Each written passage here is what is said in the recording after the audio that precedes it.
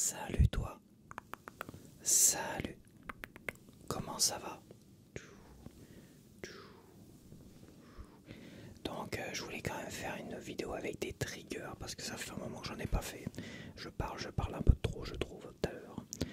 Donc j'ai besoin aussi de retourner dans un style d'ASMR avec des triggers. Et je vais refaire un peu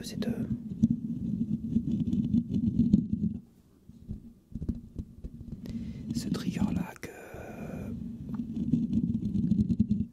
que vous avez apprécié, au moins certains ont apprécié.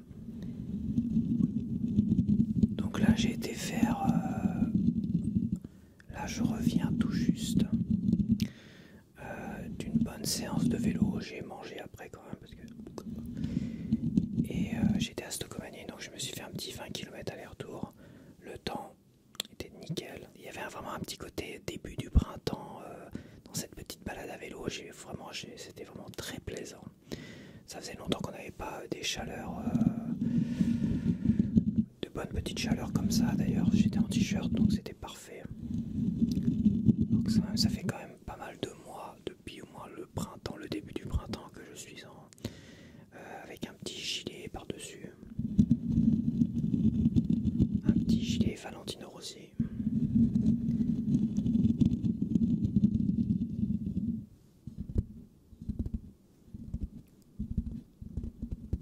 Et j'ai voulu vous présenter les cochonneries que j'ai achetées à Stocomanie. Alors ils ont encore plein de panini. Mais bon, les secrets de Dumbledore, ça m'intéresse pas. Jurassic Park, ça m'intéresse pas. MotoGP, ça m'intéresse, mais ils en ont plus.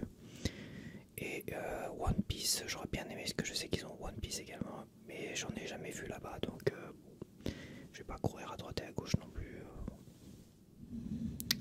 Donc je vais te présenter cela et essayer de faire des triggers avec. Là j'ai des ongles.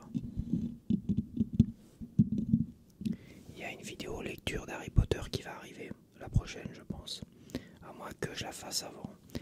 J'ai déjà enregistré la lecture, il me reste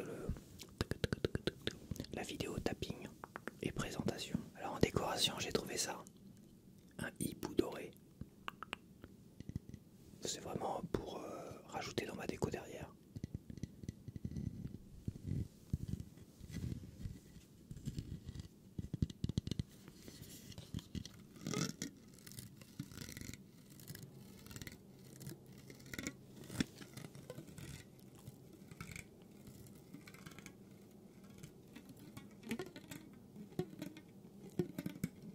Je fais de la musique avec l'élastique. La musique expérimentale.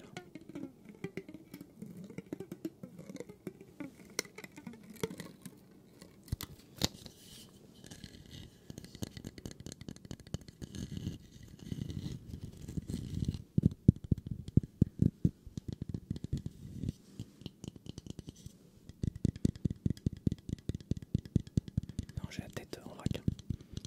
J'ai la coupe de cheveux de John Bon Jovi là. Donc elle était toute aplatie quand j'ai enlevé mon casque, donc j'ai mis un petit coup d'eau, puis après un petit coup de... Et ça fait John Bon Jovi.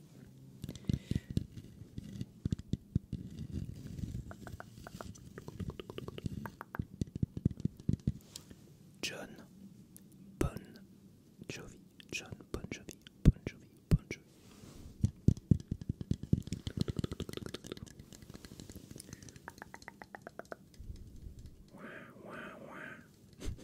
C'est sûrement pas le bruit du hibou ça.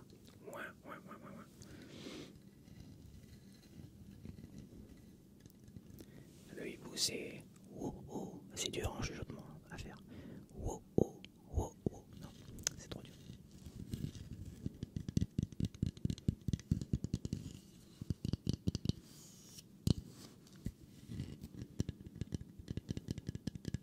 Je vais le mettre derrière. Je lui garde son élastique pour l'instant. Donc alors j'ai acheté ça. Alors j'ai pas acheté ça pour faire de l'ASMR. J'ai acheté ça pour récurer, parce que ça, je peux te dire que dans les grandes surfaces, ils te vendent ça, même en prix promotion, ils te vendent ça une fortune, quoi. Donc là, un petit 1,50 € et t'as des éponges pour récurer, quoi.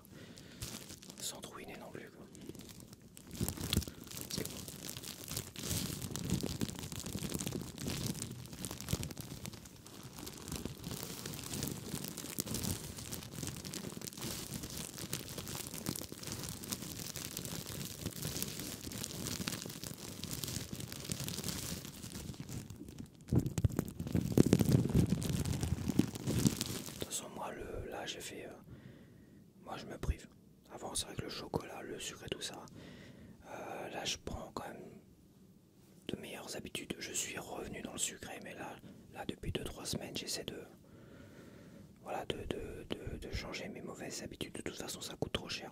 Je peux pas avoir des desserts midi et soir, je peux pas avoir manger trop riche, trop sucré le matin, des petits déj, des machins tous les matins. Donc ça reste un café et un morceau de pain avec du beurre, point. Parce que tout le sucré, ça va augmenter un point. Et je le sais, je les connais, ça ne me rebaissera jamais, donc ça sert à rien. Vaut mieux se désintoxiquer de ces mauvaises habitudes et faire des économies. Même si j'ai pas l'impression que je fais des économies sur ma... C'est ça le pire.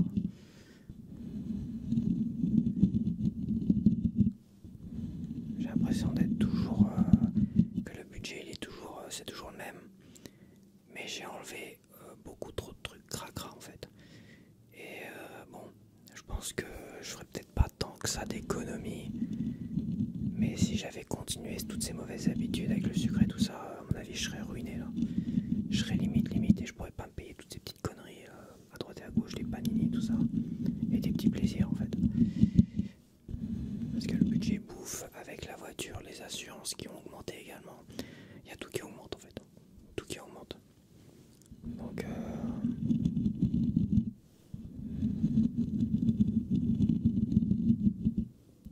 on te pousse finalement à ne plus consommer. Pourquoi pas, hein, à la rigueur. Hein. Mais on te pousse aussi à ne plus posséder de voiture. Pourquoi pas? Pourquoi pas? Mais il me manquerait peut-être un vélo électrique pour aller à des rendez-vous ou des soirées où je n'ai pas, où je n'ai, comment dire, où il faut que je sois propre, quoi. Faut pas que je transpire. Un vélo classique comme le mien. Évidemment, je vais transpirer. Donc, un vélo électrique ou un, comment ils appellent ça, les trottinettes électriques, pourquoi pas. Faudrait que je m'achète ça et que je me débarrasse de cette voiture. Après, c'est le jour où j'ai besoin de ma voiture, c'est compliqué, quoi. Mais bon,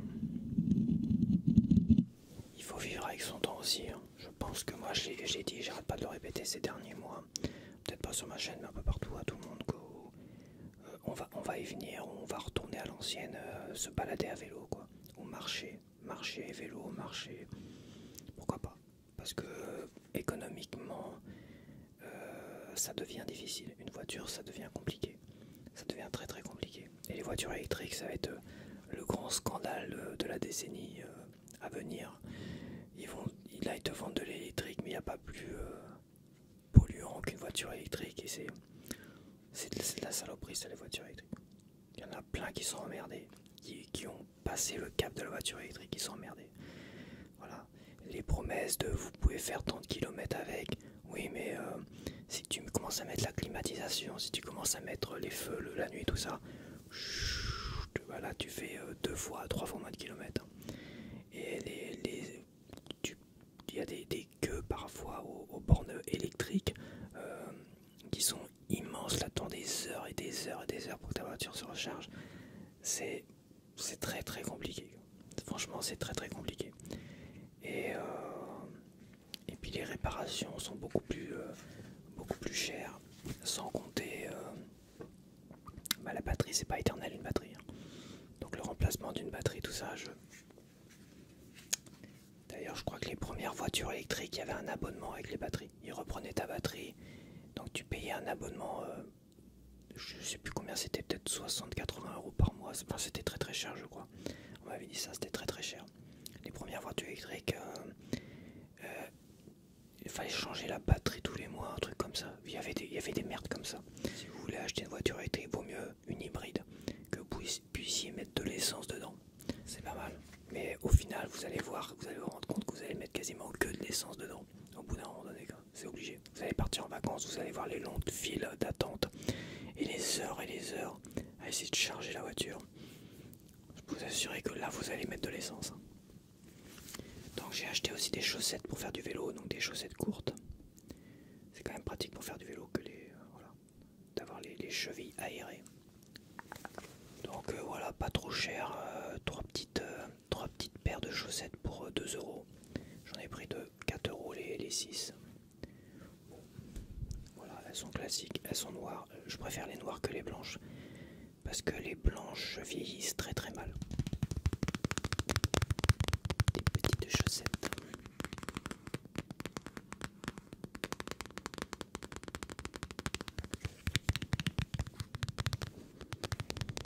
Ça sent la chaussette. Ça sent la chaussette propre, neuve. Ça sent la teinture qui a une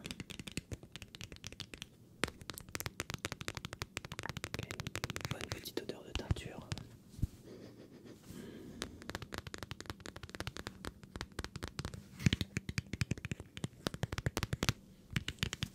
72% coton, 27% polyester et 1% élastane.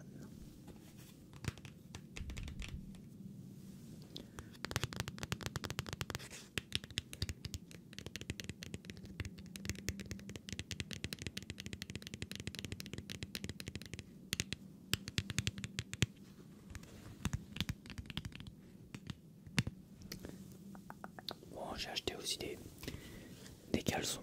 Alors je suis en train de vraiment de renouveler ma garde, enfin de renouveler on va dire tous mes boxers shorts en caleçon. Donc c'est pareil, les boxers shorts, bah, ça vieillit, y a des trous qui se créent à droite à gauche, il y a des déchirures, tout ça. Et j'avais des beaux machins, j'avais des dîmes et tout ça.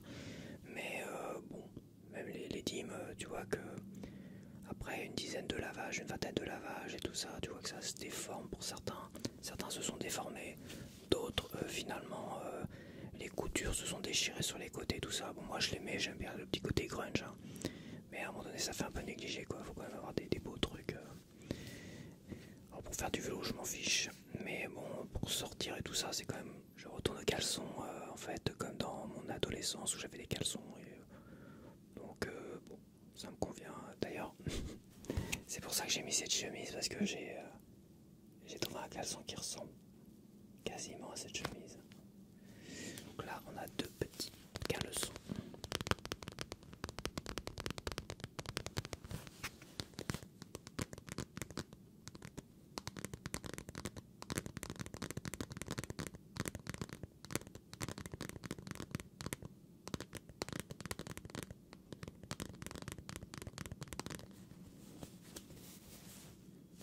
Par contre c'est vrai, j'achète encore des caleçons mais c'est vrai que dans des jeans serrés c'est pas très pratique les caleçons. On est toujours en train de... On est toujours en train de... C'est pas super pratique, c'est vrai que les boxers shorts, bon, ça c'était pratique mais bon. Je sais pas, j'ai envie de caleçons, j'ai envie d'acheter des caleçons tout à l'heure. J'en ai déjà racheté 2, 3, 4. J'en ai que 4 pour l'instant. Donc là ça fera 6 caleçons, tout beau, tout neuf. Ouais, c'est vrai que je mets plus encore les boxers shorts aujourd'hui. Mais pour sortir, je mettrai des caleçons, des beaux petits caleçons comme ça. Je trouve que ça fait chic un caleçon. Je trouve personnellement qu'il y a un vrai retour moi des caleçons qui me plaît bien. Je me sens beaucoup plus à l'aise dans un caleçon en fait. Les boxers shorts, si t'es pas parfait, bien gaulé, tout ça, bah ça te... Voilà. Ça s'harmonise moins avec ton corps aujourd'hui. Alors avant j'étais plus mince, bon ok, mais de toute façon je pense que je vais remaigrir. Je pense que je vais remaigrir parce que j'ai arrêté vraiment le sucre et tout ça, donc là je pense que je vais maigrir un bon coup, je vais retourner à quelque chose d'un peu plus normal, je vais maigrir surtout au niveau du ventre. Mais quand tu portes un caleçon comme ça, aujourd'hui, à poil juste avec ça, ça reste beaucoup plus élégant, je trouve. C'est beaucoup plus élégant d'avoir ça.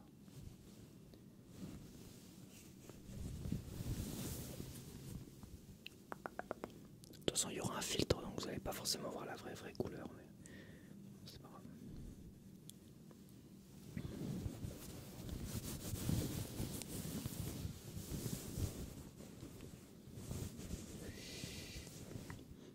Ah, ça sent.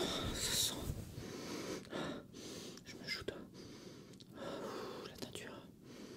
Ah, les produits chimiques, oui. Ah oui. Je me drogue aux produits chimiques. Je devrais pas faire ça parce que je vais me taper des plaques rouges sur la tronche.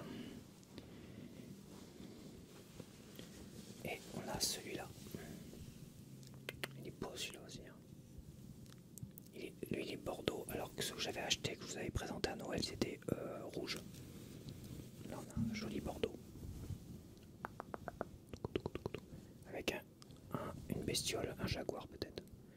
Je sais même pas c'est quoi la marque. Statue. C'est pas une marque ça. Donc il y avait des boxeurs KTM, ils étaient très très moches. Il y avait des boxeurs Redskin. Redskin c'est une vieille marque ça. Mais bon c'est pareil, c'est cher. C'était cher et c'était assez fadasse. Je les trouve vraiment fadasse ce qu'ils nous proposent tout à l'heure.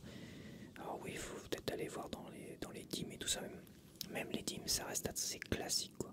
À part le logo DIM, mais on a quelque chose d'assez classique. Quand tu vois ça reste quand même beaucoup plus élégant. Beaucoup plus... c'est beaucoup plus sympa ça, franchement. Et cela aussi. Ça reste sympa. Ah oui, il y a autre chose aussi.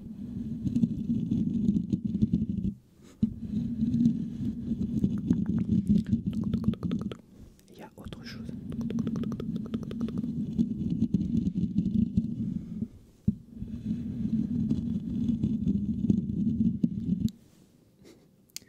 Donc ça s'appelle des billes. Pour ceux qui connaissent pas. Alors des billes c'est pareil, des billes, j'ai eu ma période billes quand j'étais à Rion, plus particulièrement à Rion. Il y avait une pub comme ça, je crois que c'est une publicité, non c'est peut-être dans le film Amélie Poulain, où à un moment donné tu vois un petit garçon qui gagne les billes, ouais c'est ça, c'est un petit garçon qui gagne les billes, il gagne le pot, ça s'appelle ça un petit pot.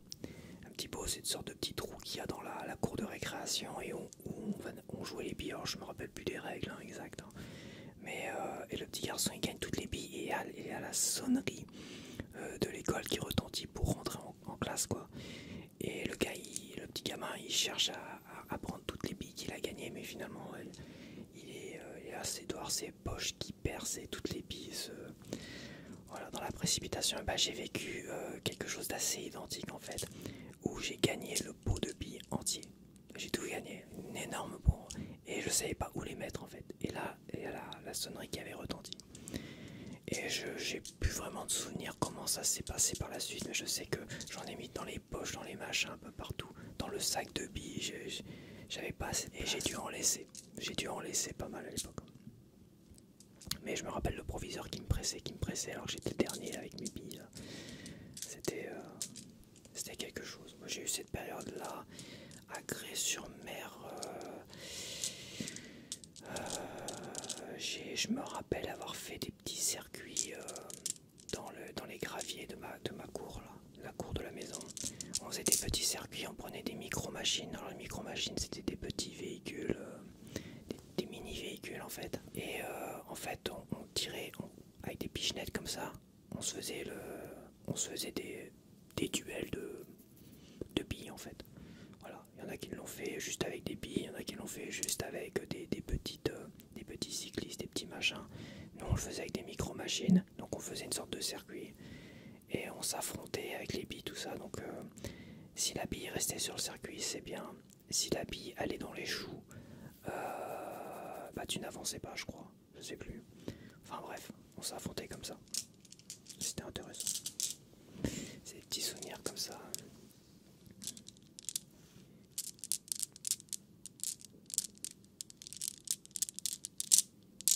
Alors ça fait un peu de bruit quand même.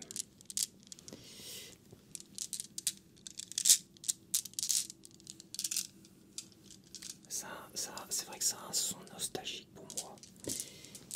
Mais c'est assez bruyant pour de la ASMR donc.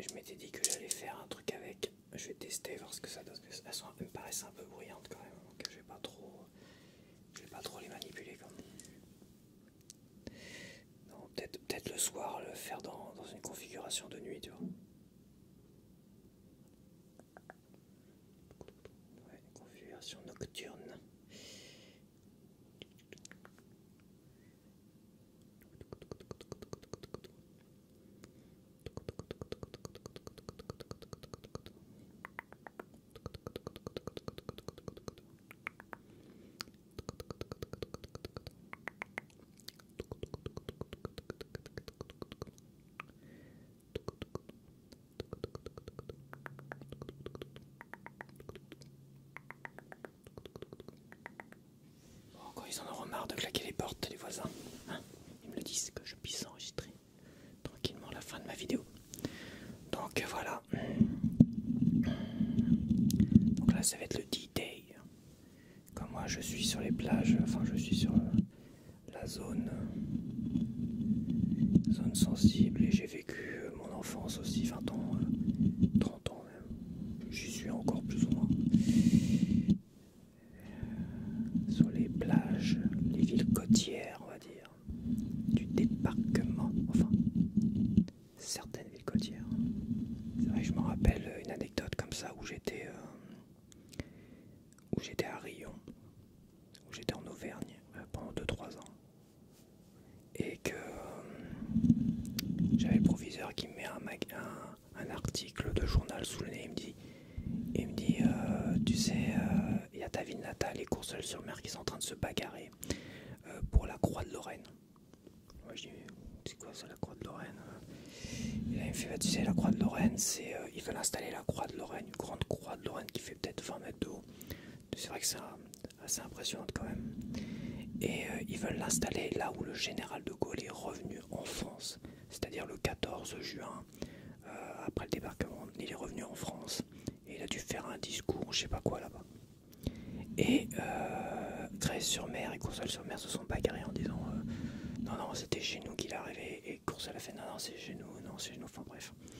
Une bataille de chiffonniers, donc ils l'ont mis à la frontière, invisible on va dire, la frontière entre Grèce-sur-Mer et Courseulles-sur-Mer. Mais ça reste de Courseulles-sur-Mer qui gagne au change, parce que Grèce-sur-Mer, dans cette zone-là, on va dire, là où ils l'ont mis, c'est que des dunes, toi. Plus loin, évidemment, il y a le petit village et tout ça. Parce que la limite, c'est la seule qui arrive là, qui contourne le petit moulin avant. Je vous mettrai une photo, j'ai pris des photos là-bas. Et qui contourne le petit moulin avant, comme ça. Là, on va dire que c'est la frontière. Ils ont pris un peu la frontière, la seule. Entre, voilà. Mais le char, il est côté Grèce-sur-Mer. C'est un peu plus loin. C'est au-delà du char, pour moi. Entre Grèce-sur-Mer et le char en question. Où il y a cette fameuse zone où on déconseille d'aller ici pour se baigner. D'ailleurs, même l'été, il n'y a quasiment personne qui bronze ici, quoi. Ils ont même laissé des galets et tout ça, alors qu'ils ont dégagé les galets du côté Grèce-sur-Mer, du petit côté du camping de la Valette. Voilà, parce qu'il y a Grèce-sur-Mer, il y a un lotissement à la Valette. Moi j'étais là, je vivais ici. Et en face, à 250 mètres, j'avais le camping, les dunes, la mer et tout ça. C'était vraiment génial, quoi. Un gamin, l'été, t'avais pas besoin de partir en vacances. Les vacances, c'était ça, parce que t'avais le camping qui se remplissait. On y allait avec le bateau pneumatique sur le dos. Donc on allait pieds nus. Souvent on allait pieds nus. On n'avait pas de t-shirt, on n'avait pas de machin. On avait juste une serviette de plage. Pieds nus, on allait au minimum à la plage, baigner, comme ça tu laissais pas d'affaires traîner, tout ça. Et voilà, on profitait, c'était les grandes vacances, c'était 2 mois de grandes vacances à la plage, à bronzer. C'était génialissime, quoi. En plus c'était vraiment tranquille, il y avait un camping, donc ça donnait un peu d'animation, il y avait des gens et tout ça. Et aujourd'hui, bon, je sais pas ce que ça vaut, mais c'était, voilà, je pense que mon enfance, elle était pas si mal là-bas, quoi. C'est vraiment bien. On a vu, voilà, on n'était pas une famille riche non plus, hein. Mes parents, ils ont fait construire leur maison, ils se sont endettés à vie pour construire leur maison, hein. Comme beaucoup, mais ils pouvaient, à l'époque, ils pouvaient faire construire. Aujourd'hui, c'est plus compliqué. Et mais j'en garde de très très bons souvenirs. C'est vrai que si je devais gagner l'auto, j'hésiterais, pourquoi pas racheter cette maison-là, faire une offre peut-être un peu plus, 2 à 3 fois plus élevée que le prix actuel. Je crois qu'aujourd'hui c'est 400 000 euros. J'avais regardé il n'y a pas si longtemps que ça. 400 000 euros peut-être pour cette maison-là. Et la rénover, la faire comme dans mon enfance. Parce que quand j'y suis retourné pour aller chercher du courrier après, peut-être quelques mois après l'avoir vendu, ils avaient cassé le mur de la cuisine pour faire un cuisine salon, enfin. Ils avaient fait un grand bar machin. Mais cette cuisine, cette petite cuisine fermée, tout ça, avec ces petits meubles en bois, miel, couleur miel, vernis miel. C'est du bois vernis miel, donc c'était vraiment, il y avait comment dire, il y avait une table en bois rectangulaire. Il y avait des bancs en bois, des longs bancs en bois, des casse-culs. Là, tu te cassais le cul dessus. Et on avait ça dans la cuisine. On avait vraiment une table rectangulaire, des bancs en bois. On avait une sorte de meuble derrière, une sorte de cellier avec des placards. Ça faisait les portes, elles avaient un design un peu volet vénitien, là, je sais plus comment on appelle ça. Les meubles étaient très intéressants, mais dans mon souvenir, on était plongé dans une sorte on était dans du miel en fait. J'ai l'impression que c'était que du miel. Les meubles, tout était en miel là-dedans. Le carrelage, c'était un carrelage aux couleurs caramel, tout ça, dans les tons marrons et tout ça. C'était vraiment une cuisine fermée, voilà, qui débouchait sur l'extérieur derrière, avec les fameuses haies à araignées. C'est sûr, ça fait pas très moderne, hein, mais bon. J'essaierai de retrouver des meubles identiques et tout ça, parce qu'on les a plus ces meubles-là. Mais ces meubles-là, je suis même pas sûr que ça soit retrouvé. C'était vraiment. C'était des meubles d'époque. Hein. C'est donc mon grand-père Émile, qui est décédé depuis pas mal d'années aujourd'hui. Il était adolescent pendant le début de la guerre et l'invasion allemande. Et il a arraché des affiches de propagande allemande à Douvres-la-Délivrande. Et il s'est fait dénoncer par une de ses voisines. On voit déjà les pots de vache. Donc il s'est fait arrêter par la police ou je sais plus quoi. Et les Allemands, de toute façon, ils sont tombés dessus parce que les Allemands étaient installés déjà au niveau du radar entre Douvres-la-Délivrande et Courseulles-sur-Mer. Et donc les Allemands, ils chopent le gamin, tout ça. Donc, avec le nom, parce qu'on a le nom de ma mère et de son père. C'est un nom un peu à consonance étrangère, on va dire. Peut-être juif, peut-être maghrébin, on sait pas trop. Donc c'est vrai que c'est un nom assez particulier. Et donc ils avaient des doutes. Donc ils se sont demandé est-ce qu'il serait pas juif. Donc ils ont vérifié, donc ils l'ont déshabillé, tout ça. C'était vraiment au début de la guerre. Hein. Donc, mais au début de la guerre, ce qu'ils faisaient, c'était ils comptabilisaient les juifs. Hein. Donc c'était compliqué. Hein. Et ça aurait été fin de la guerre, fin de la Deuxième Guerre mondiale, 44-43. À mon avis, il aurait descendu direct. Il ne serait même pas posé de question. Quelqu'un qui arrache des affiches de propagande allemande, on le descend. Mais ils l'ont quand même condamné aux travaux forcés, en fait. Il devait, avec une charrette, donc il avait déjà une charrette, une citerne d'eau, et à pied, il devait aller ravitailler le radar, là où étaient positionnés tous les Allemands, en eau, pendant toute la guerre, toute la Seconde Guerre mondiale. Il a été mobilisé aux travaux forcés. Alors je sais que des fois, il a essayé de les gruger un peu et tout ça, mais il était menacé de mort derrière, donc c'est soit tu rentres, soit tu obéis et tu fais les choses bien, mais si tu commences à déconner, on te zigouille la tronche. Et plus la guerre avançait, et plus les Allemands, avec les SS et tout ça, t'avais pas le droit de faire la moindre erreur, parce qu'eux ils descendaient tout le monde. Donc il s'est tenu à carreau et tout ça. Et le jour du débarquement, il les a vus arriver. Je crois qu'il s'y attendait. Il s'y attendait que ça allait débarquer, ça c'est sûr certain, mais il savait pas quand, je crois. Et il se rappelle avoir été dans les hauteurs de Douvres et avoir vu, parce que dans les hauteurs de Douvres, tu vois toute la mer. Tu vois vraiment toute la mer. Et là, il voit tous les bateaux. Voilà, il voit plein de bateaux. Et il s'est précipité sur la plage pour aider les blessés, tout ça. Il a même conduit le camion et tout ça pour transporter tous les blessés, tout ça. Donc il s'est mobilisé. Je sais pas quel âge il avait. Alors, est-ce qu'il avait pas 16-17 ans, je sais plus trop. Au début de la guerre, il avait devait avoir peut-être 16-17 ans. Il avait peut-être la vingtaine. La vingtaine en 44, quand le 6 juin 44, quand il a vu tous les bateaux, il s'est précipité pour aller aider tous les blessés, tout ça. Lui, ce qu'il voulait, c'était vraiment aller affronter Hitler en Allemagne. Voilà, il était jeune, il avait envie d'aller combattre Hitler. Point barre. Voilà. C'était lui, il voulait y aller, il était peut-être la rancœur d'avoir été au travail, enfin je sais pas, il voulait aller combattre Hitler. J'ai pas pu discuter de ça avec lui, hein. C'est ma mère qui m'a raconté. Et malheureusement, il l'a envoyé en Algérie. Mais bon, je voulais raconter ça parce que c'est le débarquement, là, bientôt, dans 2 jours, le 6 juin.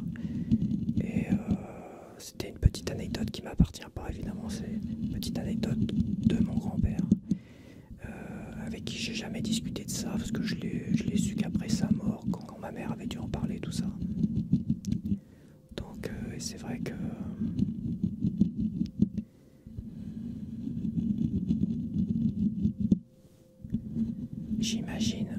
J'imagine quand même quand tu vois, quand t'es, on va dire d'une certaine manière, prisonnier, quand t'es soumis aux Allemands, aux travaux forcés allemands, avec une épée Damoclès au-dessus de la tête parce qu'ils pouvaient te flinguer du jour au lendemain, tu sais, avec un nom comme le sien, c'était compliqué aussi. Et de voir là, la mer, parce que moi je connais l'endroit, je connais les hauteurs, il y a les hauteurs de Grès-sur-Mer, il y a les hauteurs de Douvres.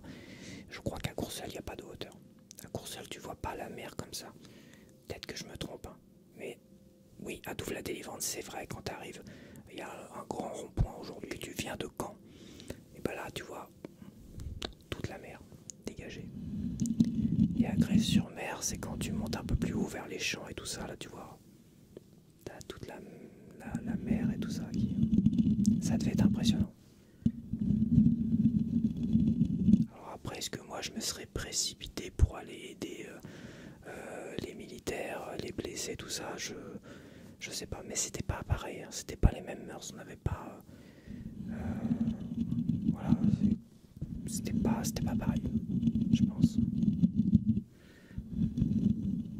Je pense qu'aujourd'hui, nous, on est des mous du genou aujourd'hui. Tout ça, ma génération, les générations qui ont suivi, on est un peu mous du genou. Si demain on devait être envahi par les Allemands, je pense pas qu'il y aurait beaucoup de héros, je ne sais pas, peut-être que je réagirais de telle ou telle manière. Franchement, je pourrais même pas le dire. Peut-être que la peur m'envahirait à un point, parce que je sais toutes les horreurs qu'on peut faire aux gens. Aujourd'hui, j'ai connaissance, nous, avec la télévision, tout ça, les médias, on sait tout ça. À l'époque de mon grand-père, il n'y avait pas de télévision, que la télévision existait, peut-être aux États-Unis, enfin, sûr, ils n'avaient pas de télévision, ils n'avaient que la radio. Voilà, la radio et les journaux à la rigueur. Les journaux, la radio, ils n'avaient que ça. Et les affiches de propagande, évidemment. Donc quand t'es éduqué, de manière, on va dire, nous c'est riche notre éducation, je dirais, avec tout ce qu'on a vu, tous les films qu'on a vus, tout ça, je suis même pas sûr qu'à l'époque,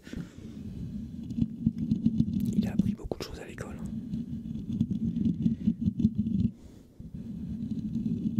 Nous à l'école, vu qu'on était sur les villes côtières, les villes côtières du débarquement, on a appris énormément. Nous on a été plongé. Moi à l'école, c'est vrai que j'étais plongé énormément dans la Seconde Guerre mondiale, le débarquement, tout ça.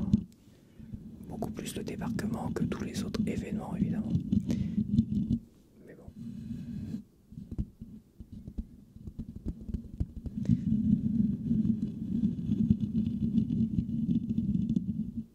Bon, je vais arrêter parce que ça couine dans tous les sens. Il y a des sirènes par-ci, des klaxons, des machins, tac, tac, tac. Donc je crois que j'ai tout fait ce que je voulais faire. Et je vais te laisser. Je vais te laisser.